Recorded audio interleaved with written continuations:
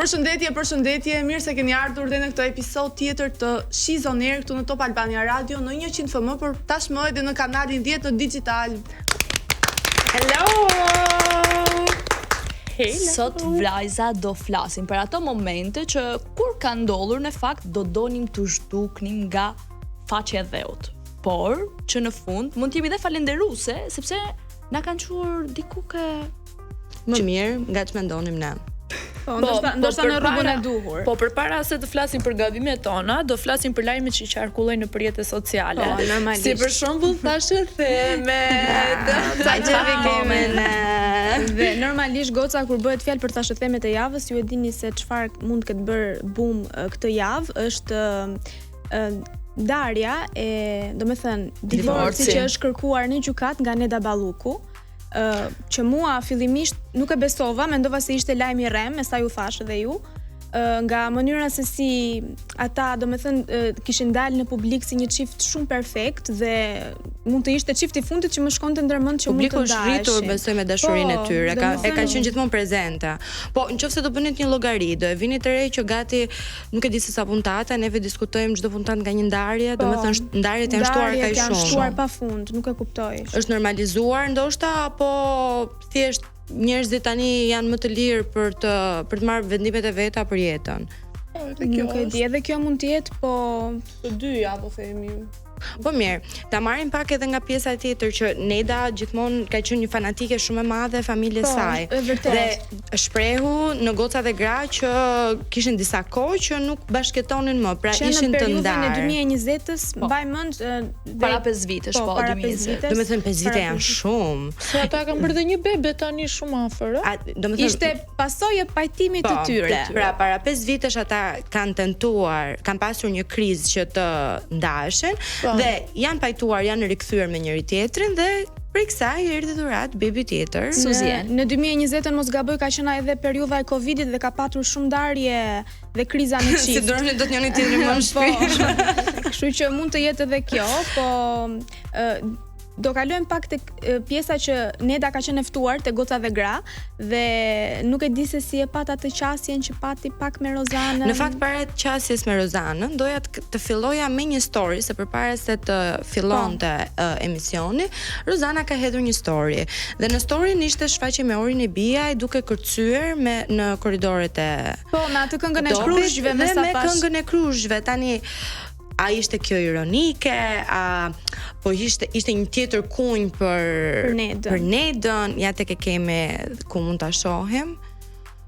Pra, sa përqindje mund të ketë kjo që të jetë një kunj dhe mendoj se askush më mirë se ne. Kjo story është postuar sapo doli lajmi i divorcit të Nedës? Okej. A mendon ti, Livia, duke parë se e njeh pak më mirë Rozanën, a është pak kunj nga ana Rozanës kjo? Ajo buzëqeshja tregon. Jo, unë nuk di, në fakt nuk e kam trajtuar këtë argument me Rozanën, kështu që nuk kam një përgjigje nga Rozana. Po mirë, sa ti e njeh. Jo, Rozana e ka këtë tipin pak ngacmues, tumbues. E ka, pse jo? Edhe e kemi parë në Big që me Nedën nuk ja kanë prit njëra tjetrës vazhdimisht. Por, më falni, është edhe Ori aty që kërcen. Po. Se ne dhe Mikesha me sa mora veshun ishte e njëjte në përputhje së bashku. Në vitin kur isha unë në përputhjen në fakt, atë vit Bora prezantonte Dancing with the Stars dhe Ori ndërhy. U fut për ta zëvendësuar. Opinioniste ishte Neda, kështu që ato kanë krijuar një miqësi. Patjetër. Shumë bukur. Dhe mund të them një diçka, sepse të gjithë fokusohen ke Rozana duke njoftur këtë debat, këtë nga Bigu e gjitha, por ajo pyetja e famshme që ka bërë xhirin e rrjeteve kur Rozana i thotë që mbase ky divorci ka dalë për të promovuar librin, e ka bërë Ori e para. Por nuk u kap. Shiko, unë do bëj një antitezë për këtë, sepse ndoshta neve mund bëjmë një video të dyja bashkë, kemi të dyja duke kërcyer dhe unë mund ta hedh me kujn për dikë tjetër, por ndërkohë edhe ti pjesë e videos. Pra, jo domosdoshmërisht ti do të bësh këtë kunjën. Këtë ne nuk e kemi të sigurt, domethënë, po unë kalova ke studio, aty ku është Ori vetë që flet, edhe Ori vetë që bën pyetje. Edhe në fakt është e para që ka ndërhyr me këtë lloj akuze po ta quajmë. Që ka gacmuar. Po, që e ka thënë. Por Neda nuk e kapi direkt ose justifikoj sepse ka edhe po unë mendoj që Neda është paraqitur në studio me një lloj jo mbrojtje, por sikur do i priste më shumë nga Rozana, por ishte mirë të mbrojte nga të tjerat. Unë më bëri përshtypje diçka me thënë të drejtën, që në momentin që Neda dukshëm ishte arrogante me Rozanën, në disa përgjigje. Në disa përgjigje, në disa përgjigje ka qenë jo profesionale, të paktën jo ashtu si ne jemi mësuar ta shohim Nedën.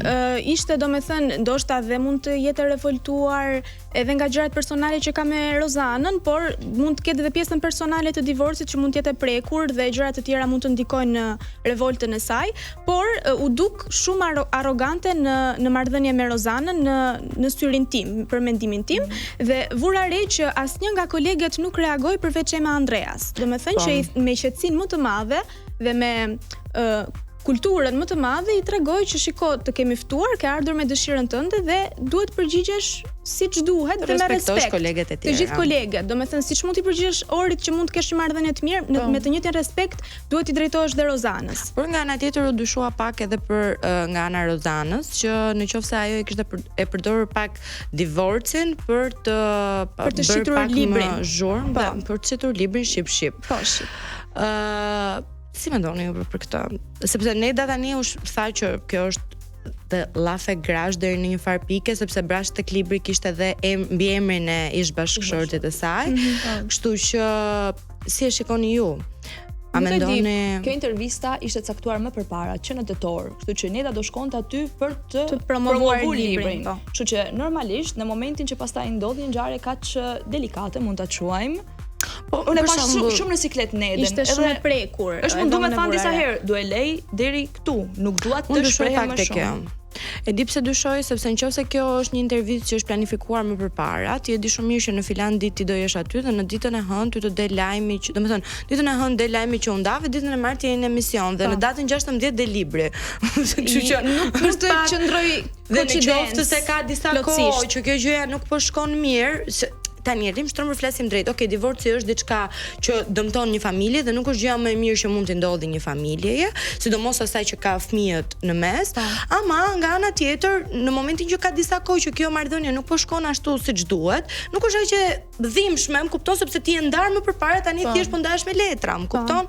Pra, këtu më lindin disa pikpyetje mua. Shumë e vërtet, se përderisa ata porin në shtëpi të ndara, nuk është ndonjë wow. Nuk e di, duke njoftur Nedën nga afër, nuk mendoj të jetë një nga ato gocat, një nga ato gratë që do përdori një divorc për të promovuar një libër, sepse Neda ka shkruan, Neda ka promovuar dhe librat e tjera dhe më duket një gjë shumë nuk mund t'ja ngjis këtë gjë Nedës të paktën. Shumë interesante, më drejtën, i dashur ti e trap. Dhe shpresoj shumë që të mos i kthehet sikur e ka për ish bashkëshortin. Do thoj edhe një diçka tjetër që nuk më pëlqen fare, ajo pjesa që po lexoj shumë komente, batuta, sikur po i ngjitet kjo pjesa e divorcit ndaj nga spaku. Njerëz, siç e thash më përpara, unë njoh Nedën që do qëndrojmë këtu pjesën e dytë, por se na erdhi spaku dhe ne. Por si fillim të kalojmë një këngë. Yes. Jemi rikthyer në këtë pjesë të dytë në She's on Air dhe tani po vazhdojmë pak me këto thashë themet tona që ne kemi shumë qef dhe do ndalesha në një thashë themë në fakt që ka bërë goxha zhurm këtë javë dhe ka qenë Elsa Lila. Elsa Lila, e cila është gjendur në 2 podcaste në të njëjtën kohë, ku në njërin prej tyre, domethënë, ka dalë si 2 personazhe të ndryshme. Në njërin prej tyre ka qenë goxha e qetë, goxha pozitive. Ndërkohë tek tjetri është gjykuar goxha për mënyrën se si është shprehur, mënyrën se si ka folur. Tani nëse kjo ka qenë një zgjedhje personale apo jo e saj për të shprehur në këtë lloj mënyre ne nuk e dim, ama dim që ka ardhur një koment. Një koment nga shumë komente të tjera që është sulmuar, i cili Elsa ka zgjedhur të përgjigjet dhe thot faleminderit për mirësjelljen. Ky podcast është regjistruar shumë kohë përpara.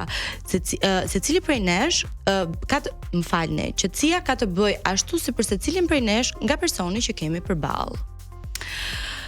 Tani këtu po ja hedhi çik Arbanës, më duket.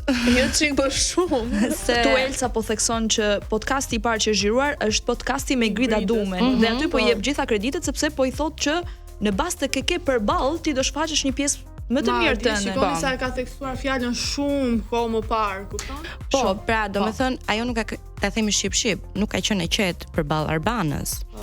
Dhe kjo është një pikpyetje shumë e madhe. Po, kjo domethënë po flasim për 2 moderatorë të cilat kanë shumë eksperiencë. Dhe në momentin që ajo e sulmon në këtë lloj mënyre, domethënë që këtu çalon diçka. Se qysh, se tek, se çfarë mund të ketë ndodhur prapas skenave. Mbase ka Arbana shpërdor diçka që E kanë nxjerr nga vetja. Po, e kanë nxjerr pak nga vetja.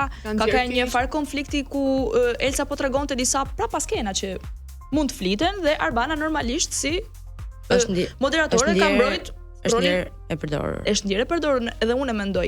Dhe plus ai shumë që ju sapo pat, për mendimin tim tregon atë pjesën që kanë nxjerr emisionet jo në kohët që ato dalin zakonisht. Edhe prap aty po jep meritat Grides. Sa ka qenë një luftë e heshtur në thonjza se zhurmën e bëri goxha të madhe. Dhe Kurban ndoshta u bë pak Elsa. Po gjithsesi, kalojmë pak në këto haramet këtej nga anët tona. Gjeneta në trotuar është bërë pjesë e një videoklipi dhe shprehet se Ta them. ato jetë. Po kam shumë qejf ta them. Nevina e pyet Gjenetën dhe i thot çfarë është për ty haram? Dhe haram për mua është Gjeneta, çdo dorë që e ka prekur dhe çdo sy që e ka parë. Si e komentoni ju? Pra i drejtohet një ish Shumë fjalë e partneri. bukur një herë, më pëlqeu. Një tradhtie do thoja unë. Pas që kam deçifruar më është dash shumë kohë në të vërtetë, kam arritur ky konkluzioni. Flitet për tradhti. Dhe faji këtu i ngele. Po, madje Nevina e pyet dhe i thotë që kujt ja vë ti fajin, djalit apo vajzës për haramin? Dhe ajo thot vajzës më shumë se sa djalit. Si gjykoni ju këtë? Unë mendoj se nuk duhet të gjykohet një vajzë, duhet të gjykohet Tani, partneri. Unë mendoj që ishte edhe një kunjë. Po, me lezet. po. Mund të jetë një kunjë e atyre që dim ne. Të theksojmë një gjatë vogël, sepse aty po fliste për videoklipin ku Gjeneta ka marrë pjesë. Po, Shumë bukur. Është deklaruar që ajo bluza ishte të një ish partneri që ne, okay? Dhe haram. Në lidhje me atë bluzën, mendoj që ti jemi shumë të qartë. Kur e mendoj ti hy për ta analizuar, është një gërshet, domethënë që është bërë lëmsh aty në fund dhe ti nuk do ta dish si ta zgjidhësh dhe unë gjithmonë do dalë në të njëjtin përfundim që po përpiqet mbahet një show gjallë, i cili mendoj se ka vdekur me kohë, por nga ana tjetër pastaj për ta lënë pak më të qetë këtë se ne s'do ja gjejmë fundin, Livia. Kalojmë nga ty. Do, çfarë është ti kështu? Tani sa diskutojmë. Ose mbyll veshët. por do thoja edhe një diçka që se kjo ishte një kunjë për Eglin, mendoj që në këtë rast nuk qëndron fare me historinë siç ne e njohim, besoj. Si e mendoni ju vajza? Jo, jam shumë dakord. Nuk ka sepse S'ka lidhje. No. Nuk ka lidhje fare për mua. Po, unë në fakt një gjë që doja dija a ka lidhje është shëndeti me Vlanit me vëmendjen tënde. A do me Vlani të marrë vëmendjen tënde Livia duke postuar një story me serumin të Dora? Qa ka ndodhur si me Vlanin? Ja, kthej çik kokën mbrapa. Me Vlanin e kemi në spital. Dhe nuk është mirë, më mirë do bëhet, thot po mirë s'është. Tani, më mirë do bëhet me Vlani apo ti dhe me Vlani? Si është muhabeti? Nuk e kuptoj sepse unë përfundoj gjithmonë duke fol për me Vlanin. Tani ti me Vlanin ti ke shkruar, i ke thënë Nuk kam nevojë të shkruaj me Vlanin si kokra mollës e keni çfarë po thoni. E ndjen mi ajo. Ja, ai ka bërë fotografin. Super djali. Do bëhet më mirë. Ajo që e nje, ja, ditë të thot. Në fakt, duke e njoh pak personalitetin e me Vlanit që është pak gaforre kështu, okay, do të bëj çik. Ka ndodhur në disa raste, po flas për eksperiencat e mia personale ku jo po aksident, ja, mund t'ju tregoj një diçka. Do pak show, ë? Nuk është e drejtë që unë ta flas të gjapo që po e tregoj. Është një gjë që ka lidhje me historinë tonë, se dëgjon njëri po hose ne jemi. Kërkuese dhe fix. Kur ishim za një herë dhe ky krijoi një profil fake dhe më shkruajti me Vlani ka bërë aksident. Njerëz, sa drama bëj. Edhe prit, një turn edhe off. prit. Çfarë po gaforja? Nuk ta hapas telefonin. A ishte një turn off ky për ty? Domethënë, ishte ai momenti që ti se, zot, domethënë këto janë gjëra që i bëjnë Jo, nuk është goca. turn off përderisa ajo vazhdon dhe pyet akoma si je. Kush ta që unë pyta si e? Unë ka kontaktu spitali na le ta Gjermanisë o kuptoni. njerëz, më ka falë, Na le është ta shumë kuptoni. mirë. E ka marrë spitali Gjermanisë. Patjetër, po. Domethënë, kjo lidhje ka shkuar deri në Gjermani. Ishte duke bërë surmin, ishte duke thritur emrin e Livias me shumë mundësi dhe prandaj ka marrë spitalin Jeni telefon. shumë të qia. Jeni të drejta, Aty që ke ngjitur. Megjithatë nuk dia si gjash, shpresoj që me Vlanin të Me jetë mirë. çka këngë do ta përshëndesësh me Vlanin që të shërohet. Alo ambulancë.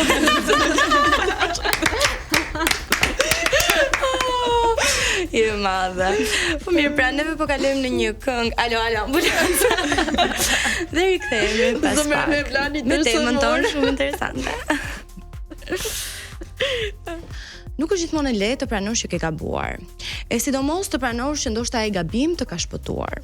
Ndoshta do doja të isha më e kujdesshme, më e zgjuar, të kisha dëgjuar atë zërin e vogël që më thoshte mos e bëj, por se dëgjova. E lash më një anë sepse ndonjëherë zemra është më e zhurmshme se arsyeja, dhe unë e dëgjova atë. Bëra një zgjedhje që në ato kohë më dukej e drejtë, mbase nga inati, mbase nga nevoja për të provuar veten. Mbase thjesht sepse doja të ndiqja një ndjesi. Dhe po, për pak kohë gjithçka u përmbys. Unë ndjeva keq, unë ndjeva turpruar, unë ndjeva sikur kisha shkatruar gjithçka që po ndërtoja. Por me kohën mësova. Ai gabim më mësoi të vendos kufi, të zgjedh veten, të kuptoj që jo gjithmonë duhet të pres që dikush të më shpëtojë. Ndonjëherë duhet ta bësh vetë, që të zgjohesh. Sot, nëse do të kisha mundësinë të ndryshoja, jo. Nuk do ta bëja, sepse më çoi këtu. Më dha mësimin që kurrë s'do ta harroj. Më mësoi të jem e fortë dhe perfekte. Dhe për këtë jam falënderuese. Dhe me këtë monolog, unë zgjedh ta startojmë temën tonë sot, sepse të gjithë besoj se kemi gabuar, po ndonjëherë ato gabimet nuk na kanë nxjerrë për keq dhe kemi mësuar diçka. Është shumë e vërtetë. Doja të pyesja juve, ta fillojmë kështu se po fola unë. Si kemi Terezin me gabimet? Terezin me gabime. Po varet.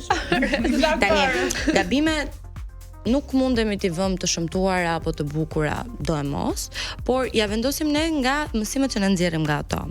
Kështu që një gabim mund bëhet i bukur vetëm nga fakti se ndoshta ne nuk do ta bënim për herë të dytë sepse ja morëm mësimin herën e parë. Dhe ndoshta këtë herë ishim më të përgatitura për një situatë që do na sillte përpara. Kështu që e di si mendoj, unë mendoj se çdo gabim që ne bëjmë në jetë e ka është një pasojë, kupton, që ne na mëson.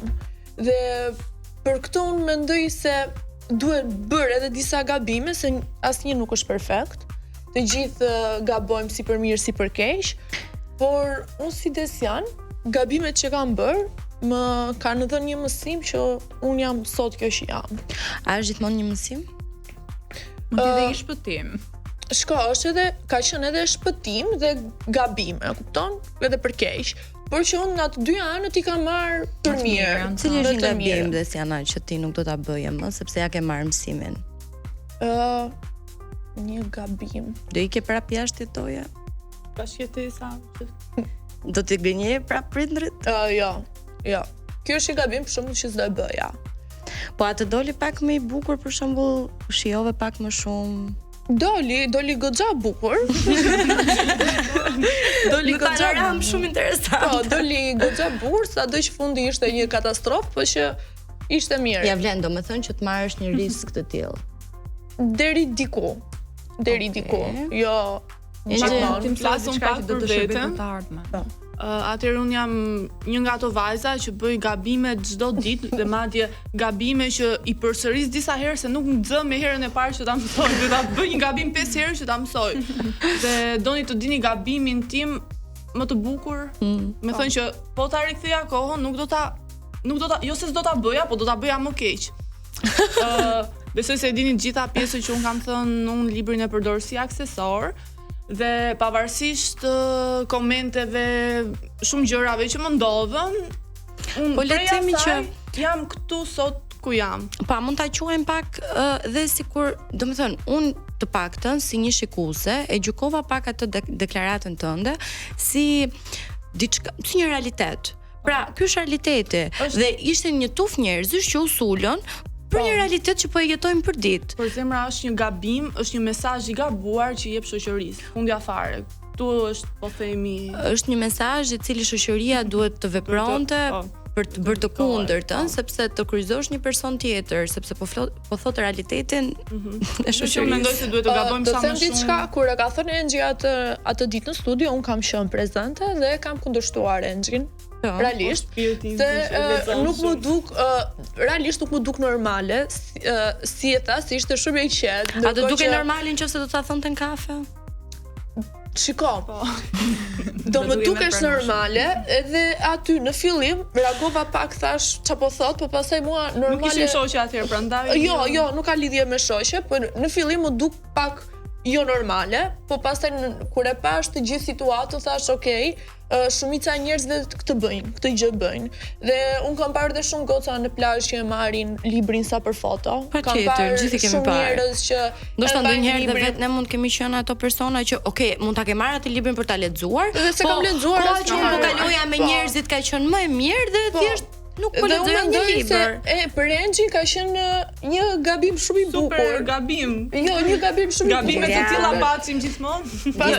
Në fakt kjo është një gjë që unë vlerësoj shumë ke Engji dhe duke e njoftur nga afër që thot çfarë mendon, edhe në shumë raste janë realitete. Plus, okay, është shumë normale që pastaj janë ata moralista që ua ç'a tha kjo. Është një vërtet.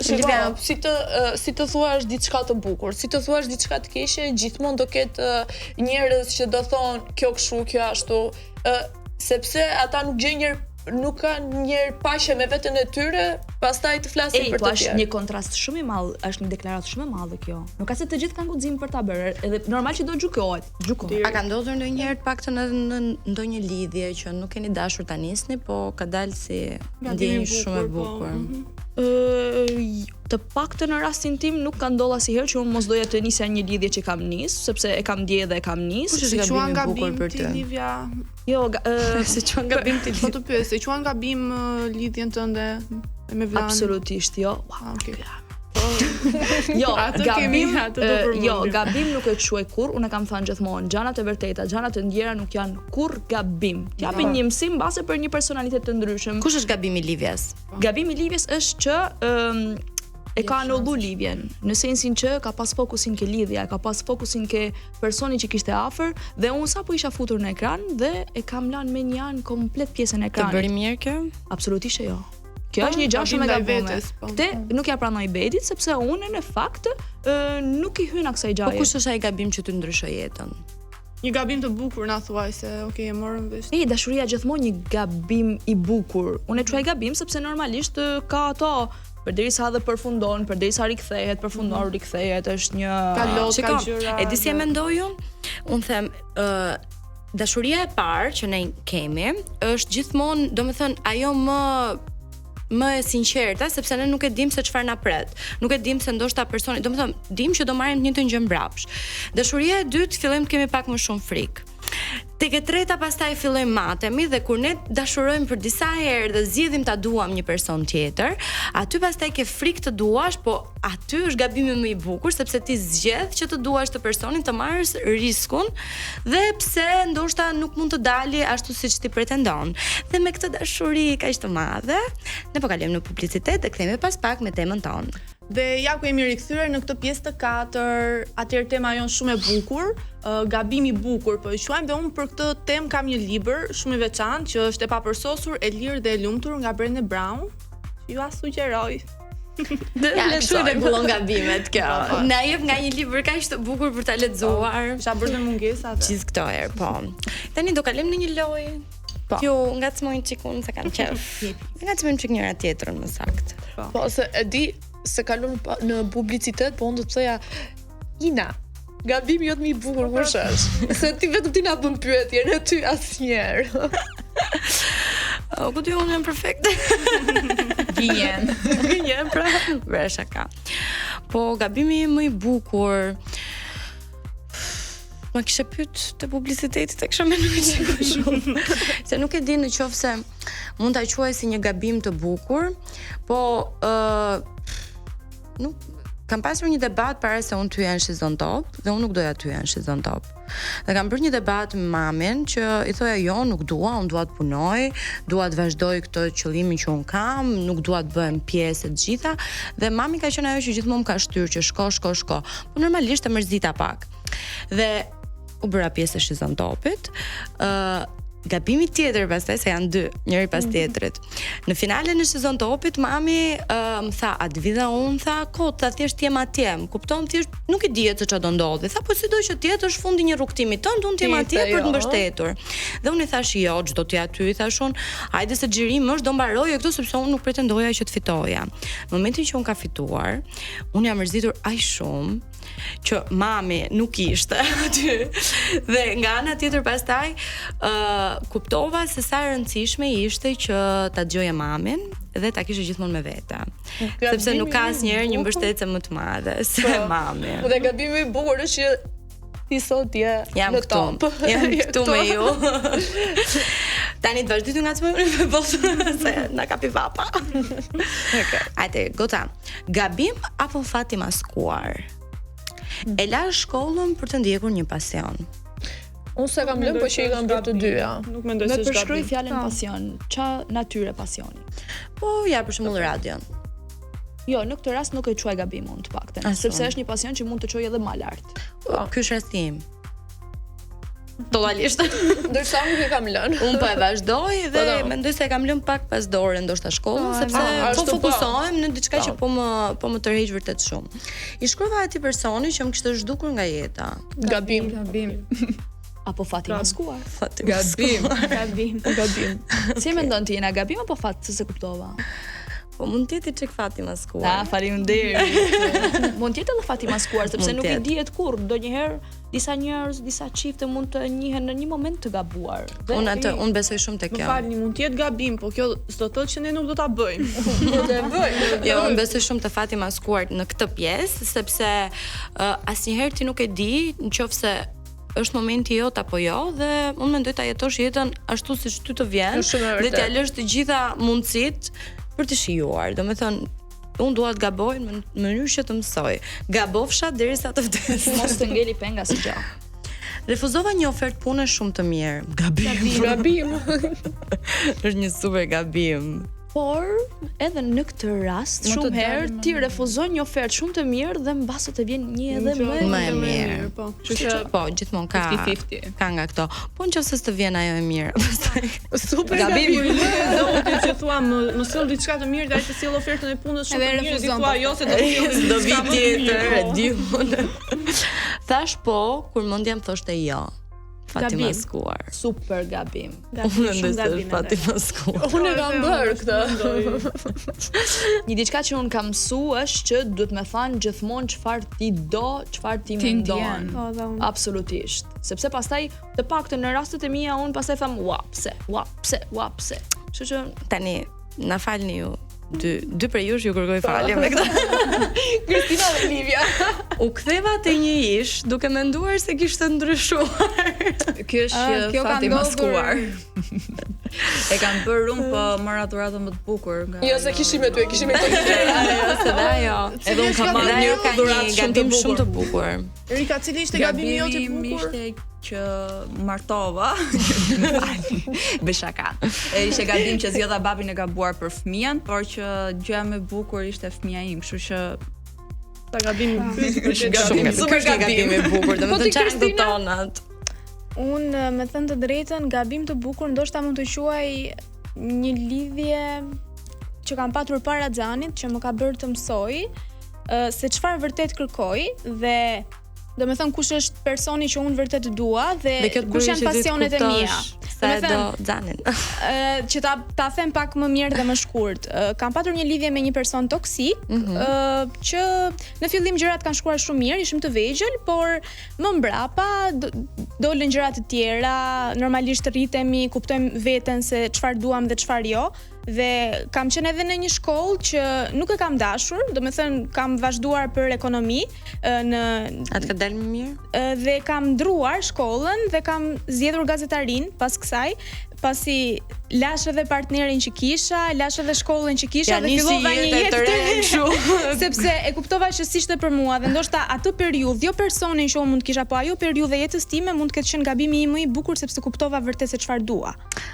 Pra, është sa e bukur është, domethënë të ndryshoj jeta 360 gradë vetëm nga një vendim që ti Po merr. që dua ta theksoj që edhe përpara se të kisha marr drejtimin e shkollës për ekonomi dhe të kisha këtë partner toksik, jam marrë që e vogël me art, jam rritur me art dhe normalisht aty do kthehesha, do i rikthehesha prap. Kështu që e bukur. E nisa një projekt pas një plan B. Unë e bëj gjithmonë këtë. Unë e bëj gjithmonë sa njëri e kam planin deri te zh-ja, që është e vërteta. S'kam as planin A kur. Unë jam të bëhet si të bëhet. Është një gabim? Të dali ku të dali. Jo, gabim jo. Në fati maskuar.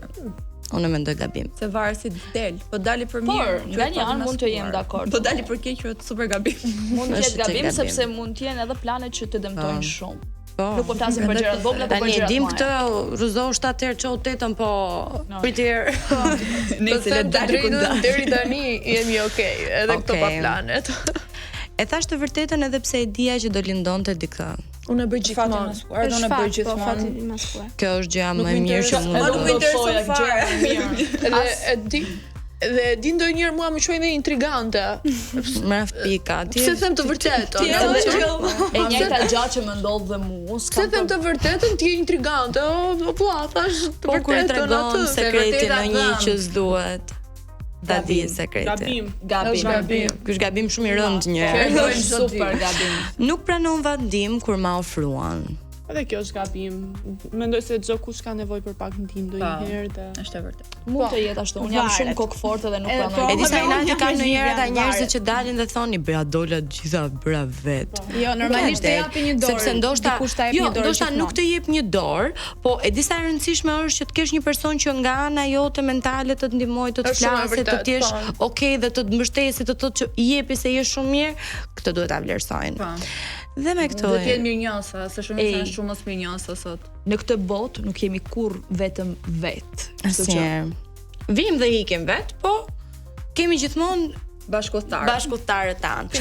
më vocat e radios me vete. Me këto mesazhe, me bashkëudhtarët e mia, un po kaloj në publicitet dhe pastaj ne do kthehemi me një të ftuar shumë interesante që unë mezi po pres të vi. Gjithashtu. Që jemi pas pak. Sot në Shizon Air kemi një vajzë e cila ka një energji kaq pozitive.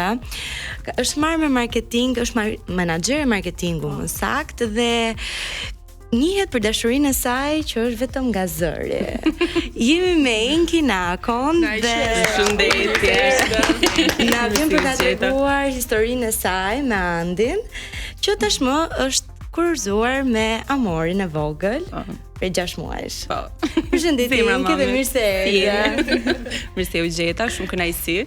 Si e ka Amorin një herë? Që e le vetëm sot. E lash në gjumë, nuk i bëra pa drejtësi, e lash në gjumë. mësuar ta lësh vetëm? Sistemuar. Jo për shumë gjatë. Se unë dal mbaroj punët e mia përgjithsisht është me mua. Po këtu që t'ishim të gjithë të qetë, e lash me babin. Ne të së vërteta u mërzitëm që nuk e kishte me vete sot Enki. Kështu thon të gjithë po gënjejnë. Jo, po tani duhet ta takojmë një herë pastaj. Ta kishim mirë në studio. Ne për atë të morëm në fakt. Ai do ftesën veçme. Po neve do presim sa të bëj një vjet. Është i Po ftuar. si ke shoh kështu? Mirë se keni qenë nga Enki, historia jote me Antin është bërë e famshme dhe në fakt dhe për faktin se ju keni thënë që nuk është dashuri me shikim të parë, por është dashuri me dëgjim të parë. Mund na tregosh pak më detajisht se si nisi edhe etapat e saj njëra pas tjetrës. Unë atë kohë, do të thënë që jam njohur me Anën, ka qenë kohë Covidit dhe ne punonim nga shtëpia, kam punuar në një kompani telekomunikacione. Dhe bënim oferta interneti. Dhe Andi ishte një nga numrat e listës që mua më kishte rënë për t'i kontaktuar, për ta informuar për paketa të tjera. Dhe nga që ishte fundi i turnit dhe në momentin që mbaron orari, telefonata mbyll, thash, "Ok, po jap informacion këtij xhaxhit, se kishte emrin e babit." Po, dhe po jap informacion këtij xhaxhit edhe hajt mo. Edhe në zë nuk ishte një xhaxhi. Andi do më atë tipin e vet, jo po e informoja, unë andi po këtej po më mbante, domethënë lidhëm pas telefonatës. Telefonata fundit u zgjat pak më Shumë se ç'duhet. Edhe duke informuar Andi, po domethënë nuk e di gocat që kanë informacion, edhe çunat vetëm gocat. Në këto lloj gjësh ti e prezantohesh me emrin tënd, sepse nëse të vjen klienti mbrapa do të kontaktojë etj dhe ai e dinte emrin. Edhe në fund fare, mbasi jap këtë, domethënë ai kishte tentuar që të më joshte me zërin e tij dhe me fjalët e tij Po unë nuk tunda. Derisa nuk u tund 2 telefonata më vonë se tek e treta. E aty, domethënë, tha do të gjej Instagramin kështu, i thash po më gjete, okay, emri domethënë thashë mori vesh, më atë kohë kam pasur flok të kuqe. Edhe pastaj para sa mbyll tek këtu ishte gjëja që njerëzit nuk e kuptojnë, po mua më bëri klik, më thonë ç'a ascendenti, jo ç'a një horoskopi je. Tash një mashkull që merret me horoskop, e kupton? Ka diçka, nuk është kot. Të mirë. Të pyeson, në vetëm nga çfarë ti dëgjove, krijove ndoshta ndonjë, domethënë në imazhin tënd pa ditur se si ai duket, si ishte Andi? Tash këtu do them një sekret. Unë e kisha numrin e telefonit, unë regjistrova në WhatsApp që shifja foton e profilit. Se okay, po ngacmonte zëri interesante kështu edhe regjistroj, kishte një foto. Okej, thash prit një sekondë. Imagjino punën nga shtëpia, më si kam qenë. Edhe unë dija se si duket, thash, nëse do më gjej, okay, fine, do tentoj mjaftueshëm. Nëse s'do më gjej, pra mund të themi që ishte dashuri me dëgjim të parë plus shikim të parë nga ana jote. Okej, pra nga njëra anë pas ka pasur një lloj shikimi. Një lloj shikimi. Po kur u fut në përputhjen, pastaj si ngeli, si Jo, po priti ti ke thënë që e ke njohur para përputhen, po, periudhën e Covidit. Unë kam njohur në këtë periudhë, pastaj unë lash të punën, kemi punuar një farë periudhë bashkë. Keni punuar bashkë. Po, tek një kompani tjetër, dhe pastaj Andi nga aty u shkëput, vazhdoi jetën e tij. Unë vazhdova jetën time. Po kur keni punuar bashkë, ai ishte hapat e para të dashurisë. Po, aty ishte shumë interesante se ne gjithkohë flirtonim me këto nisë kështu ngacmoheshim gjëra. Nuk është se kishte tamam diçka.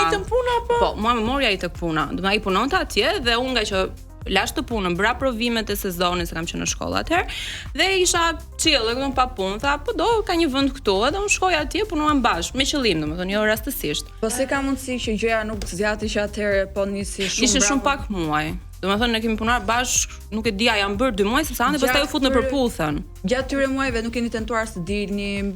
Kemi dalë, domethënë ishte kjo pjesa e njohjes që ne dilim ngacmoheshim. Kur ai u fut në përputhjen. Edhe unë ndjeva dhe s'u ndjeva. Ti e di që nuk ishte në përputhjen, e di të kishte lajmëruar apo si kishit marrëdhëniet në atë moment? Ishte çik edhe ishim edhe sishëm, ishte një gjë që unë as nuk atë llogari, mirë të llogari asnjë gjë, e morën për intervistën, ta jo më se shkoj, e kupton. Në muhabet e sipër, jo se as po kërkonte mendim asnjë gjë. Shkruhet si marrëdhënie në atë pikë, ju dilshit, si ishte? Ishim kolegë që po njihesh. Bën sens kjo gjë. Po, Okej. Domethënë do ta cilësoje tamam si koha e gabuar apo mungesë serioziteti? Koha e gabuar. Edhe unë atëherë kam qenë shumë e vogël, unë isha shumë, domethënë, unë e shifja Andin, sa është themi atë që është simpatik. Dhe mua më duket vetja shumë inferiore, nuk e kisha formuar akoma karakterin tim, nuk e njeh mjaftu shumë veten time dhe mendoj që thjesht çdo gjë ndodhi ashtu siç duhet të shkonte dhe ne pastaj të dy në rrugët tona vazhduam, u zhvilluam për më tej edhe në momentin që jemi njohur pastaj më mbrapa aty ka ndodhur prapë u ritakuam. Po kur e shikoj në përputhjen, ndihesh xheloze që ai ngacmohesh me goca dilte. Jo, ti çfarë mendoj atë? Këto i bënda me mua, kështu me të gjitha çfarë kjo? Ku është diferenca? Po, faleminderit. Inki se arsyeja e Andit që u fut në përputhjen ishte për të gjetur dashurinë. E mendoj? Po shumë Livia se Livia e di që jo, nuk e besoj. Livia është fut për dashuri. Mërtë? Livia po. Unë jam prova që kam dalë me dashuri dhe pse jo me një konkurrent, kështu që unë e theksoj gjithmonë për dashuri, për eksperiencë, kështu që nuk kam. Mendoj që Andi ishte më shumë për pjesën e eksperiencës. Po mirë, mendon ndonjëherë që ndoshta po të ishit më serioz me njëri tjetrin, ndoshta do ishte shmangur kjo hyrja në përputhjen e Andit apo mund të ishte shmangur, po ndoshta do ishte ndarë në një mënyrë tjetër, sepse ne në atë periudhë kemi qenë shumë secili bot më vete. Domethënë Andi ka patur komplet tip tjetër nga çka ka sot, unë sigurisht komplet tip tjetër nga çka kam sot, kështu që mendoj që edhe nëse nuk do ishte atje dhe ne do kishim pasur një vazhdimsi, do kishte patur ndoshta një krizë pak më vonë. Po kur mbaroi eksperjenca e përputhjen, si u takua, domethënë ishte momenti sikletshëm, takimi, erdhi rastësisht. Aty pastaj unë isha superiore. Se ishte një pas mbaruar më vonë. Ai doli aty para po. Një sekond. Çfarë hapi unë parë? Ne mi parësisht, po shumë kohë mbasi ai kishte mbaruar përputhjen, ndoshta një vit e gjys 2 mbrapa kishte mbaruar, domethënë eksperjenca e tij. Dhe parësisht unë isha në një lokal me shoqen time, me motrën, edhe duke kaluar atje, kjo kishte qenë tek restoranti aty ngjitur dhe më shikon kur unë kaloj. a kisha qeshur diçka ti se më tani si më ka shpjeguar, edhe thjesht më çon një mesazh që nuk pas ke ndryshuar fare. Po shkamer. U bëre ti unë jam për mirë. Kështu që gjatë përputhen nuk keni pas kur komunikim? Jo, gjatë asaj kohe jo. Shkëpëm komplet. Absolut. Domethënë në ato kohë që ne kemi qenë tek puna që kemi qenë bashkë, unë punoja me vllajën e Andit.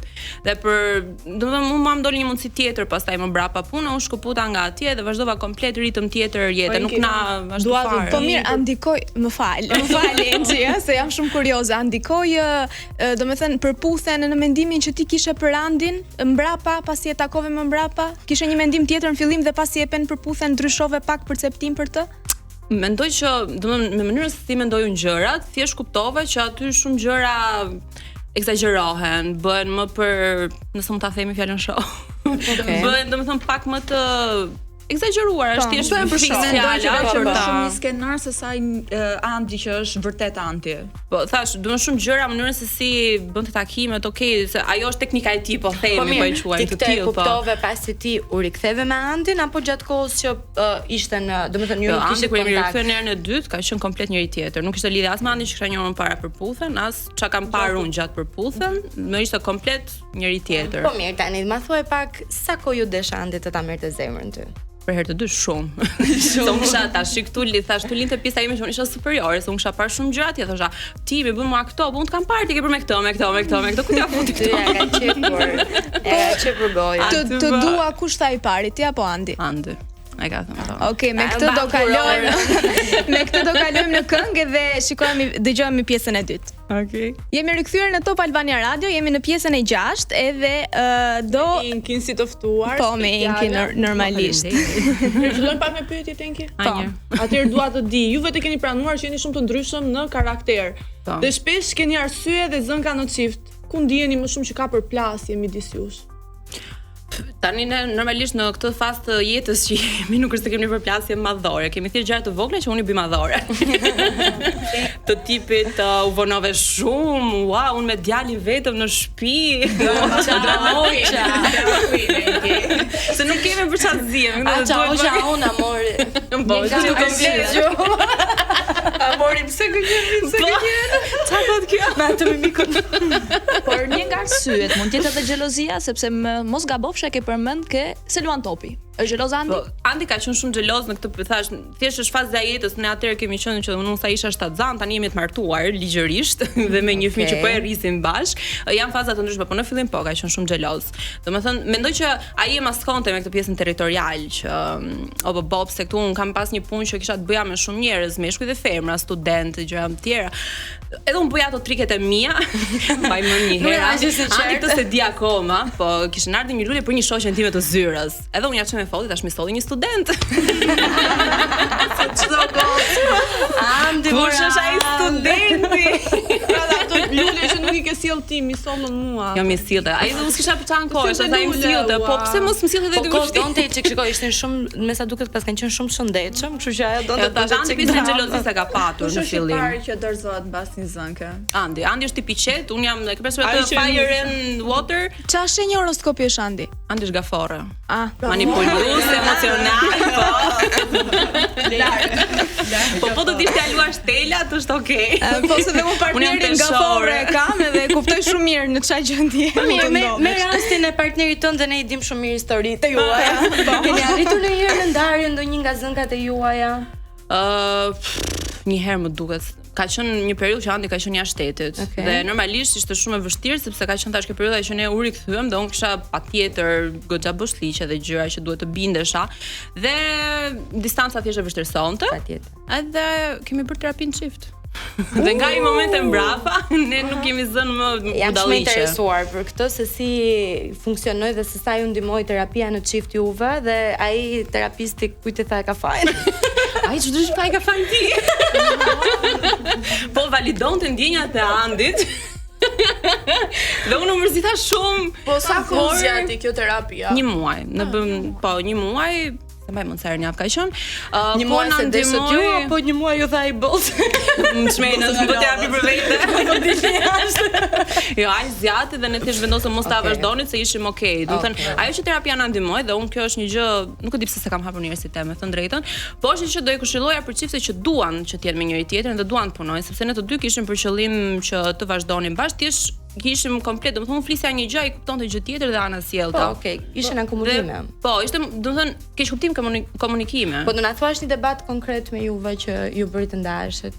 Po, ne në atë kohë, po, zgjeshëm shumë sepse thash andi unë këtij, unë kisha një shumë sociale, kisha në punë, kisha shoqërinë time, dilim mbas pune, dilim gjës drek dark gjithë kohës, edhe problemi i Andit ishte pse ti s'më shkruan mua. E vetëm punë kam shumë bezdi që unë jam në shoqëri dhe të telefon gjithë kohë. Shumë bestit për zotin jo, Andi nuk e thash. Nuk është e vërtetë. Thjesht jemi duke bërë muhabet, nuk mund të rri gjithkohës në telefon duke të shkruar ty, duke i shkruar Andi, domethënë. Sepse është mungesë aspektit ndaj teje do të thoja.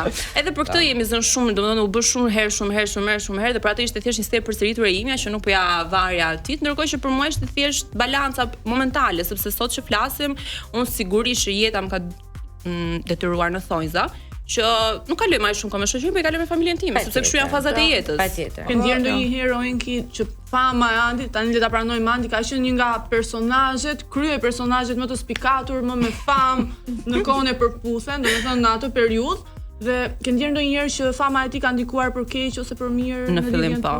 Ndjer në siklet. Po, jo në siklet, po njerëzit komentonin domethënë ato gjëra që ishin histori të shkuara. Thjesht një llogari e vogël. Ne në momentin që jemi takuar me Andin, kishte kaluar një vit gjys 2, ndoshta nga momenti që ai ishte dal nga përputhen. Dhe ne kemi bërë publike mbas 2 vitesh, pra kishin kaluar 4 vite nga fundi i eksperiencës dhe njerëzit vazhdonin komentonin gjëra të së shkuarës. Dhe gjatë këtyre 2 viteve Andi nuk ishte prononcuar kurrë në media ose që të bënte dalje, të vazhdonte të ishte aktiv, që njerëzit vazhdojnë ta marrin mend për këtë gjën. Vetëm mbas 4 vitesh, kur un kam publikuar videon e parë në TikTok, komentet ishin Filania Fisteku. Të ka ndikuar ndonjëherë ky fakt? Domethënë të ka bërë të thuash, ç'të shon me këtë. Jo, këto s'e kam thënë kurrë, thjesht ç'ap dollin isha njerëzit. Okej. Në momentin që un kam postuar videon e parë kisha ndarë që çdo lloj gjë që komentohet këtu, nuk ndikon as marrëdhënien ton, as mua, as asnjë lloj gjëje. Dhe ishte shumë thjesht, sa keywords në komente me çumtit. Ruan akoma Andi kontaktet me ish-përputhet. Ka një dy shok, po jo. Ti ka prezantuar? Po, kemi dal, po. Me Blanin për shembull ta ka prezantuar. Del vet. Jo. Jo kemi dal një për drek, po. Me Vlani nuk ishte prezent në fejesën tuaj. Ka qenë jashtë. Justifikime. Ishte jashtë. Me fakt e fejesa jo nuk bë shumë me shpejt kështu sepse ne kishim lënë diçka të vogël familjare, pastaj morëm vesh unë isha shtatzan një muaj para fejesës e thash, "Ok, do bëjmë diçka të madhe se nuk e di se si do vi puna për dasmën." Edhe thjesht ndodhi dhe kush ishte aty afër erdhi. Do dote bëj dasmën e ke? Po, e kam pasur gjithmonë ëndër. Shumë gjëra tani ca tradita që kanë shqiptarët nuk është se kanë më aq kuptim të bëjë se unë jam me fëmijë, nuk mund ta ngadira babit me fëmijën krah. Po që do e kisha që një dasmë do e kisha. Ka shumë goca që e bëjnë këtë sos, ka si gjë të keqe. Nga shtëpia më bukur po. Nuk thash në atë mënyrë se si unë kam konceptuar dasmën time nuk është më. Ki mendojmë që për një vjetorin e amorit bëjmë diçka, po thjesht e kemi vendosur nëse do të. Ne dimë që ti je shumë kreative, kështu që neve po presim që të na surprizosh me kreativitetin. E sigurt që do jetë mimikat e amorit. Çdo gjë që ka bërë në këtë një vit. Me 10. Sigurt edhe dëshirën njerëzit që ti presësh flokët djalit se e kanë parë që të çmendën në komente. Unë prapë do ja pres. Po thjesht atë bishtin e vogël ja prisi kumbarit, unë do vazhdoj mos ta qef. Për inat njerëzve. Shiko, kalojmë pak në periudhën prap ku amori nuk ishte pjesë. Kur ju keni qenë në Barcelonë, keni bashkëtuar dhe keni quajtur këtë periudhë si test. Ky ishte test për ju se si domethënë ku ishte vështirësia më e madhe, fakti që nuk kishit familjet e juaja afër apo si të ndanit çift, domethënë rolet. Bashkëtesa ka qenë pjesa e vështirë. Se ne për familjet, okay, flisnim, kom në shtëpistim me vinin, unë shkoja atje etj. Ishte një ves i Andit që ti nuk e durove dot sa hyre. Flinte shumë vonë. Flinte deri shumë vonë. Edhe unë domethënë thoshte nesër më çoj, edhe unë shkoja e zgjoja, bëja me kamerë se nuk besonte, ishte tu në gjund, domethënë nuk tundej fare. Të zgjova, po, do çosh, po. Kthej në krah tjetër, unë kisha me video. Derisa u mësua pastaj bëma atë rutinën tonë. Si është Andi si burr, po themi burr shtëpiak, tradicional apo është ky tipi modern? Andi po si a the një gjë se bën. Tani e kuptova mimikat e amorit tjetër. Po një ditë se Andi të duron dot tek ty. S'ka me. Andi thotë që unë jam e rrëmujshme. Po unë thjesht dua frymëzim që të bëj. Domethënë kam shumë gjëra për të bërë, i lë gjitha rrëmuj dhe pastaj në 2 natës më kujtoj që duhet sistemoj shtëpinë dhe i futem me themel. Enki ka patur shumë reagime ajo deklarata që bëri Andi tek se luan topi që më duhej një person të më lajë, të më shplaj, të më kuros. Si e përjetove ti këto komente, domethënë këtë deklaratë si e pe? Është vritur te në kamerë, unë në moment aty nuk e kuptova fare. Domethënë isha kështu po e shfata, po çfarë po flet se ke bëj pyetje tjetër, ai gjej pyetjen. Për çfarë po flet? Edhe më mbrapa kur kam filluar që u bë kaq e madhe, kam filluar komentet, aty e kuptova domethënë se çfarë ishte kuptuar nga ajo gjë, aty ka plas sherrri. Jo mbas intervistës, jo në moment, jo kështu. Thjesht aty, sepse tha po ti çfarë po thua, e kupton? Po jo, unë doja të thoja gjë tjetër. Unë kuptova se çfarë donte të thoshte Andi me atë, donte të shmangte një gjë tjetër dhe i doli akoma më për keq. Keq interpretuar. Ska, domethënë nuk qëndron fare në çiftin ton. Nuk ka lidhje domethënë kjo deklaratë Andi, nuk është që kërkon një shërptore. Ne kemi një zonjë që na ndihmon, sidomos edhe tani që është amori e marr pak më shpesh. Më përpara vinte një herë në javë, po tani vjen më shpesh. Kur bëm shtëpinë e re, kam marr lavastovilje, tharse, larse. Unë nuk do të bëj asgjë. Fut tu, nxirr di. Unë jam shumë e sigurt që me tipin tata s'kishte se kërkonte një shërbëtor. Po jo, shiko, me sa duket janë të lumtur tani dhe shqiptarët mund të jenë të qetë. Ai gjetet, se çe do jenë po si. E gjeti paktën atë që i lam ishte në shtëpi. Dhe me këtë lajm që ty qetësojmë të gjithë, neve kalojmë në publicitet dhe rikthehemi pas pak. Jemi rikthyer në pjesën e 7 të She's On Air këtu në Top Albania Radio. Enki, përshëndetje Lika prap. ne tash dim që familja jote është pak më tradicionale se jo e Andit. Dhe doja më të pyet, si e ka përjetuar atë pjesën që ja, e dim tash i përputhën mund të ketë pak paragjykime. Dhe pjesën e lidhjes juaj që i vinte nga përputhën, si e kanë komentuar më mirë? Ka qenë pak dinamike në fillim pikërisht për këtë arsye. Domethënë kjo ka qenë më e vështirë për ata për ta pranuar, por sigurisht që duke më njohur mua, duke patur besimin tim sepse unë mora mjaftueshëm kohë sa ta një Andin dhe të isha e sigurt për çfarë do vijonte, para se t'ja u thoja atyre. Kështu që thjesht e patëm pak problem në fillim. Edhe mami për shkakun se babi sigurisht ka rrjete sociale, po mami kur lexonte komentet mërzitej më shumë se unë. Më thoshte gjithkohë, po mos hi, se shi çfarë thon, si kështu po të shkem, më të rria që çka ke. Sepse ju për publikun e keni mbajtur fshet për 2 vite, ndërsa për familjen pas sa kohë ja ke prezantuar Andin? Pas një viti pak a shumë. Qa tha babi? Babi, qa tha babi? Ai te kjo intervista ka thënë kështu. Ore po është televizion. Edhe këtë ka marrë vesh nga mami, besoj se po baba nuk shoh. Po tani raporti Andit me Vjerin si është? Janë shumë të mirë, sidomos edhe mbas ardhes amorit patjetër që është akoma dhe më i mirë, por që në fillim kanë shumë. Domethënë Andi është takuar me familjen time zyrtarisht sepse e dinin e gjitha këto, por kur kanë ardhur ata për diplomimin tim në Spanjë, në Barcelonë. Që sigurisht është rast për të festuar, nuk është se kishte vend për ti me familjen e Andit? Jam takuar më përpara. Mamën fillimisht. Po raportet si keni, jo? Tash do duket shumë klishe, por ne kemi shumë të mira. Shkojmë shumë mirë, ata janë vërtet shumë të respektueshëm. Ku ti isha në vjerrit. Mos e kuptoj vërtet më mos. Nëse prindrit e Andit do donin të jetonin me ju, ti do ishe dakord? Po të kishim një shpëtim të madh po, se normalisht për mami i fëmijë të vogël ato janë ndim.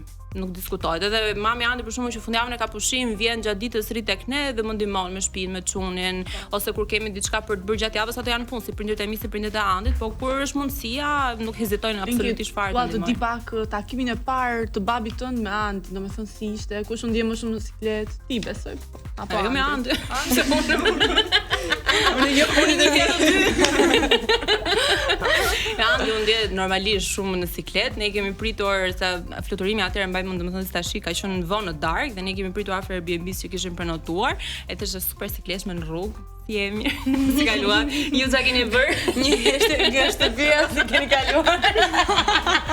Nuk ishte pjesa e cikletshme, pastaj të nesërme në unë mundova që ti bëja të dy bashkë, domethënë në mënyrë shumë natyrale. Dhe ne dolëm për shopping dhe i lash bashkë. Po më na mëso pak tani. Si prezantohet? Domethënë tamam, në mendjen tënde, kjo ishte mënyra si ti doje ta prezantoje? Jo, do kisha qef që ta kishte takuar më përpara para se unë t'ikja në. Do doje për shembull që Andi të vinte te shtëpia dhe të kërkonte dorën siç Andi ka dashur që të vinte.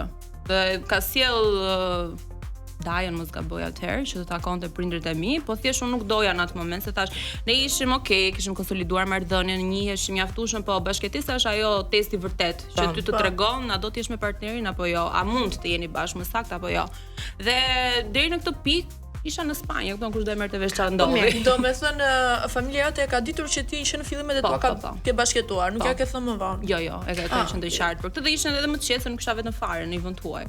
Zakonisht domethënë tradita tregon që përpara se të martohesh, domethënë nuk ka bashkëtesë këto gjërat e këto kështu. Tani këtu besoj se bie pak dakord që më mirë të bashkëtoje më përpara se sa të ndodhte sipas traditës apo Mund mendoj që më shkoi shumë mirë kjo pjesa që bashkëtuam jashtë Shqipërisë. Dhe ishte domethënë eksperiencë komplet jashtë syve njerëz gjykimeve të njerëzve, po ishte edhe sfida akoma më e madhe sigurisht. Dhe më ndodhi shumë mirë kështu, tash unë po nëse nuk do isha shtazan, shqyr zotit që jam, shqyr zotit që kam më morin. Por nëse nuk do kisha ngelur shtazan, këtë verë do kishim bërë të dasmën, edhe do ishte përmbushur ajo dëshira ime për shkuar sipas traditave. Po erdhi kështu është shumë më mirë, po them. Po dasmën besoj do bëni. Shpresoj. Thash ne kemi shef që për një vjetorin amorit bëjmë një festë të madhe, thjesht nuk kemi vendosur akoma nëse do jetë në formë dasme apo thjesht ditëlindja. Okej, në rregull. Sot që jeni prindër. Ta bukuroshet. Kush e ka vendosur emrin një herë? Emri i ka ndalë Andit në TikTok. Ka qenë një prind i huaj, ne kemi qenë duke kërkuar në atë kohë gjatë gjithë kohës, dhe ka qenë një burr prind, bënte emrin e djalit Amor, edhe kishte vënë ditën e lindjes. Do të thënë, po them që ishte emri i djalit, jo thjesht kuptimi Amor, sepse kishte bërë ditëlindjen dhe gjurmën e këmbës.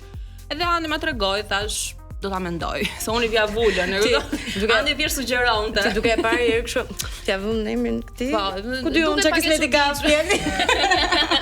Jo goca, se kemi përshëndetur Andin më me një këngë. Me një këngë. Të na përshëndesësh. A keni një këngë? Jo. Përshëndetje. Çifti juaj ka një këngë të veçantë? Ne kemi këngën që kemi kërcyer tek Fejesa, është ajo Alban Skënderia me Miriam Canin, më fal Miriam Canin, po prisja ka ajo. Let me die with you. Po, bravo, ajo. Kalojmë në Alban Skënderia. Jemi kthyer në këtë pjesë të 8, pra pjesën e fundit në Shizonier, jemi me Enkin dhe tani do ta lidhim pak më shumë me pjesën me temën që ne po diskutonim sot. Sot ne po diskutonim gabimi më i bukur. Kush është gabimi jot më i bukur, Enki? A mund ta quaj gabim? Po. E pa përgatitur për këtë pyetje. Unë gabime, më që të harrova. Unë kam një tip, domethënë që mendojmë shumë ti bëj sepse urrej të kërkoj falje, nuk di të kërkoj falje. Dhe i mendoj shumë gjëra, për shkak që mos më duhet të kërkoj falje. Gabimi më i bukur, po ndonjë do ta kesh. Ndoshta s'ke kërkuar falje, se ishte shumë i bukur që të kërkuar falje. Ndoshta kjo pjesa që po diskutonim edhe pak më përpara, që unë i kam Andin bashkëtoa jashtë para se të ndodhin të gjitha këto, po siç e shpjeguam pak më përpara, ishte bukur sepse ne na doli për më mirë, sigurisht. Patë mund të njiheshim më mirë. Pra mund ta quajmë që nuk ishte tradicionale që ti doje, ama doli më mirë se sa. Okej, super. A është të futemi prapë te tema e Andit edhe Amorit. A është Andi një baba siç e kishe menduar ti? Është po. Andi është shumë emocional, është shumë i kujdesshëm dhe është shumë familjar dhe unë e prisja që, domethënë këtë gjë që unë po shikoj sot e prisja nga Andi, diskutohet. Normalisht nuk e ka atë instinktin edhe gjën direkte siç e kemi në mamët, nuk diskutohet, por nëse ja thua diçka ka dëshirën që ta mësoj, ka dëshirën që të kaloj kohë me Amorin. Po Pelena ti ndryshon? Jo, atë nuk janë ndryshon. Ka shumë bezdi, nëse ka bërë vetëm mund ta them pipin. Mund t'ja ndroj, po nëse është diçka tjetër jo. Okej. Vetëm një herë kam kapur mat, sepse unë kisha dalë dhe normalisht nuk mund ta linte ashtu dhe ishte këtu. Ndërsa Enki, si mami, të ka dalë ndonjë gjë që nuk e prisje nga vetja. Si ndjesh, si e çfarë? Nuk e prisja të kisha kaq shumë durime dhe domethënë gjithë afeksionin e madh që kam ndaj Amorit, por në mënyrë shumë të moderuar.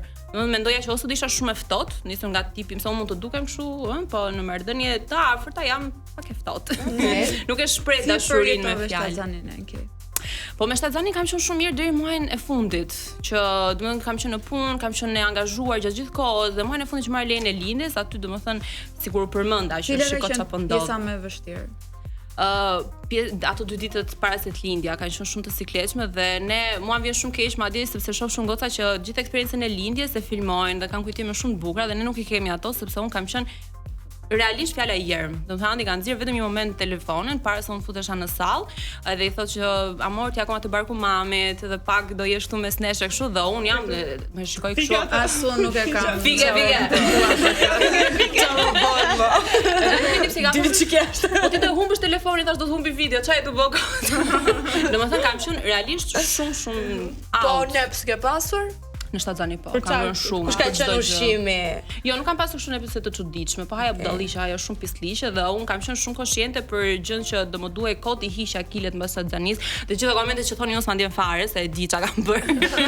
Dhe e di çka do bëj tani. Ajo e ka shijuar Shtazzanin e saj. Po, unë nuk jam stresuar për asnjë gjë të Shtazzanis dhe mendoj që kjo ka ndikuar shumë që Amori është fëmia që është shumë i paqësor, shumë i ngjellor, shumë chill gjatë gjithë kohës. Çfarë mesazhi do t'i jepje nënave të reja?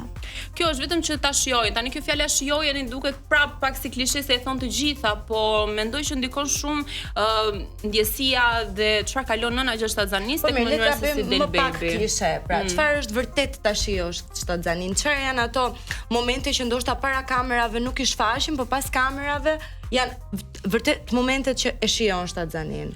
Po ja, për shembull, se un edhe në Shtatzani jam marrë me rrjetet sociale, pra dilja bëja gjëra. Nëse s'më dilej, un rria shtrir gjithë ditën në krevat, vetëm haja dhe vetëm shihja televizor ose çfarë doja të bëja. Keq për këtë. Po, absolutisht, më ka momente si unë do se kanë gjitha që ke disa ditë që ti unë jam shumë energjike, siç mund të duket. Por kam disa ditë pastaj që ty të ezauron gjithë kjo gjëja dhe ndihesh shumë e lodhur dhe unë do disa ditë karikimi pastaj. Dhe ato ditë janë ditë që unë zhdukem fare nga rrjetet sociale, nuk postoj asgjë, rri vetëm me veten time. Sa e rëndësishëm ka qenë roli i Andit gjatë Shtazzanis tënde? Mos ishte Andi me durimin që ka, unë nuk e di domethënë se si do kishte shkuar Shtazania ose ka duruar shkret. Po pra cila është gjëja më e ëmbël që ka bërë Andi për ty gjatë Shtazzanis? Unë thash nuk kam pasur nesër të çuditshme, po thjesht për të ngacmuar Andi çfarë do bënte, një ditë 2 natës ka qenë, sa harroj. Ndolën në TikTok ma fishte, ke parasysh ato ma fishte të bardha, sa koka që s'kisha ngrënë si ato. I thash dua ma fishte. Edhe Andi tani ka një nuk e di, se nuk është e ka personale, po një motorist që punon natën. E morën telefonat të misolli. Tash po do ti merje ti, nuk shleng shumë. Do të dilje ti nga krevati të shkojë atje dhe ti gjeje çfarë kuptimi ka me si. Dhe tu jemi zonë Andi po më vjen shumë keq për të. Po me këtë kupton që Andi ka një partner ideal gjatë Shtazzanis, shumë i ëmbël dhe ka plotësuar çdo dëshirë. Më ka duruar, do të dëshira ai vazhdoni me këtë, po më ka duruar, domethënë nuk di çfarë them, do të budalliqe nga më të ndryshme. Duke parë se ne vajzat kemi ato imagjinatat tona për partnerin e jetës ton idealen. A ka qenë i njëjtë? Domethënë Andi është ai që ti ke imagjinuar? Është shumë e fat. Është shumë e fat. Ka qenë, po, do të thash, thjesht këtë pjesën e durimit që Andi ka shumë të theksuar, faktin e pjesën e përkujdesjes, Andi të jep atë që ti ke nevojë, jo atë që ti dëshiron, atë që realisht ti ke nevojë. Tash nuk e di, s'ka fjalë. Po në punët e shtëpisë të ndihmon Andi, Lani. Nëse ja kërkoj po, e bën. Tash jeni ne thash i fusem aty në Lavastovile, unë i lej ca ditë pa lar, i fus gjitha bash dalin ato. Po nëse biberonat e çuni për shembull i lan. Në darkë unë vë djalin në gjumë, ai lan biberonat që unë ti kem gati për të nesër në mëngjes, kështu që this is something. Ne ju kemi parë dhe në shumë udhëtime. Dua të di ku e keni bërë udhëtimin e parë tre si familje. Brenda vendit kemi qenë në Ksamil, sapo mori mbushi 40 ditë, kemi dalë, bëm ato pushimet e para, ka qenë qershor, thjesht për të ndruar pak ambientet dhe për që më afër, kurse jashtë vendit para disa tani do më jemi kthyer nga Zvicra, ishim tek tezja ime atje. Edhe Andi mezi priste ta çonte Amorin te një akvarium se kishte parë ato në TikTok ato reagimet që bëjnë fëmijët. Po Amori ka reagime gjithë kohës. Thash mua më nxir para Amorit, ai bën ato reagime. Edhe pse më shef gjithë ditën. Kanë filluar pak ato debatet për mënyrën se si ta rrisni Amorin, për shembull. Kanë filluar. Prononcohet, nuk ka se të lën ty. Jo. Domethënë ai thotë që un kam shumë besim te mënyra si do arrisësh, se un kam studiuar për logopedi, pra përpos faktit se si rriten fëmijët, edhe edukimi un kam për shkollën. Do ka disa gjëra që ndoshta në një aspekt I kam plus nga Andi, por janë këto përplasjet. Ai është shumë I butë si prind. Andi për shembull është shumë do ta marrë me të mira, Lëre të çaj ose mos e ai do ta marrë direkt, do them prit pak të kuptoj se çfarë po ndodh, domethënë kam këtë gjë nga mbrapa. Me që jemi te logopedia, desha të bëj një pyetje.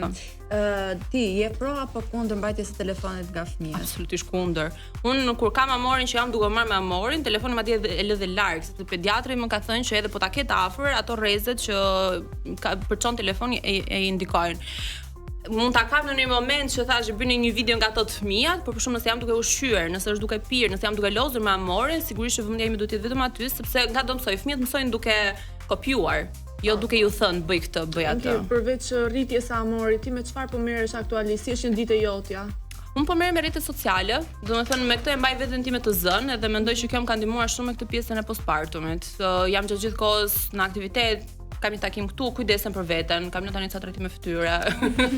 Domethënë mundoj shumë që mos të bie prej kësaj fluskës që mbyllesh në shtëpi dhe gjithë kohës me fëmijën dhe vetëm shtëpia dhe vetëm fëmia, sepse ajo të zhyt pak. Ka momente për shembull që Andi thotë ik dil tani se do ta mbaj unë çunën, bëj qefin tënd. Ne unë për shkak sot e thash do vish ti që ti jesh aty rri me çunën aty jashtë, po që ti jem unë aty afër, jam të mos ka gjë hik, vazhdo se e mbaj unë pa problem. Po mendon për një bebe të dytë? Po. Një vajzë Po. Po, des për një vajzë. Edhe unë e dua një vajzë. Shumë des për një vajzë, po tani edhe Andi ka filluar që ta doj shumë një vajzë. Dhe unë mendoj që Andi do lë kokën mbas vajzës. Domethënë me tipin që ka. Jo, nuk po punoj. Po punoj, po jo për të bërë një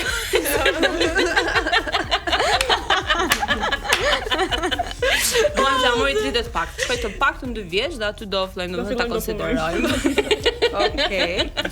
Po për shembull Zoti ma pritet kjo pjesë. bëjmë pse të pyetet kjo është shumë reale. Mami më brin namin. Kjo është një marrëdhënie shumë e shëndetshme. Si do ndjej Andi nëse ti do bësh pjesë e televizionit? Nuk mendoj që do kishte problem. Andi ka vetëm këtë frikën në thonjza që të gjithë gjërave që ndodhin, ai ka qenë njëherë ka përjetuar si gjë.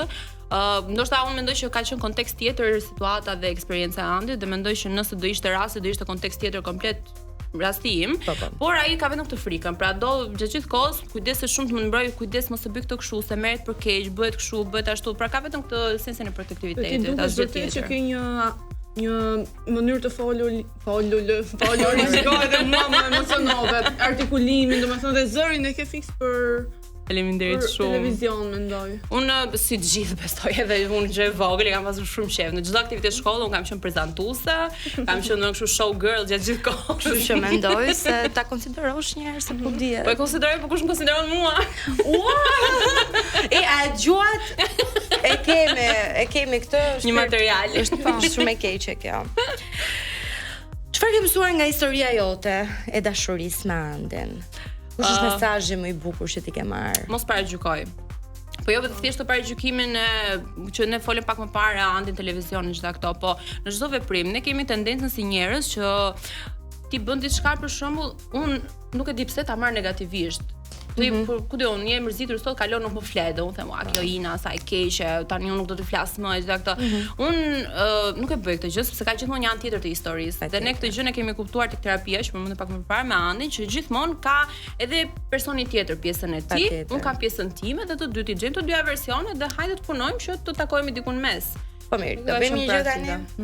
Do ta bëjmë. Do bëjmë. Duke parë se po na I vjen fundi emisionit, unë do të ta lë ty një herë ta bësh mbylljen sot dhe përveç kësaj, përpara se ti të bësh mbylljen, zgjidhe vet. Do t'ja thuash fjalët tani këtu live Andit apo do ta marrësh në telefon?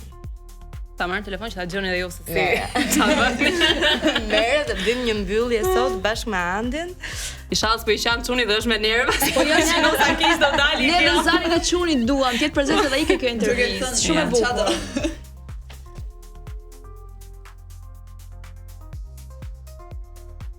Ja ka shënuar emrin Hunxhi. Më shpirt. Çfarë po bëni? Hiç.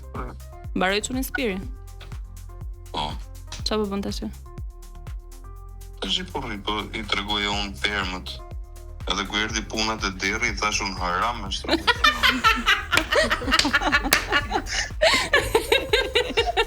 Po mos se mësot çuni që tash i le të lirë ta zgjedhë vetë rrugën e tij. S'ka ne që unë të shpër orientoj. Mirë, shumë mirë. Sa bukur pas ke dalë ti ke foto ja. Po tash i po mbaroj, mora të përshëndes ty bashkë me gocat. Të them që të dua shumë dhe je partneri perfekt dhe babi perfekt. Sa e bukur, Andi, të përshëndesim. Ju përshëndes edhe unë, më trajtoni mirë gruna. Isha na trajton mirë gruaja jote. Na i nxit që ka morin tash? Apo shishet? Si është i qetë? Amori. Gacmoj çik. Amolino. Këse se bërë? Mama. Këse se bërë? Unë po imagjinoj vetëm mimikat. Po vdi shef nga i vjen zëri. Mirë bebi, se po e mbyllim. Paqem. Faleminderit Andi, mirëpafshim. Faleminderit edhe juve, ciao. Tani spotlighti është tek ty. Enke? Erdhëm në fund të emisionit, shkënaqësi shumë e madhe për mua, për të gjitha ju, me që u takova me të gjitha ju, ishte një intervistë shumë e këndshme dhe herës tjetër vi prapë me shumë qejf. Herës tjetër me shumë qejf. Herës tjetër ju na e kuptuam tash. Dhe po ju lëm edhe juve këngë tash çka? Apo lajme? Tani kalojmë në ç'a doni ju. Ne pafshim dhe paçi një ditë të mbar. Shumë faleminderit. Pafshim. Shikojmë te mirë pafshim.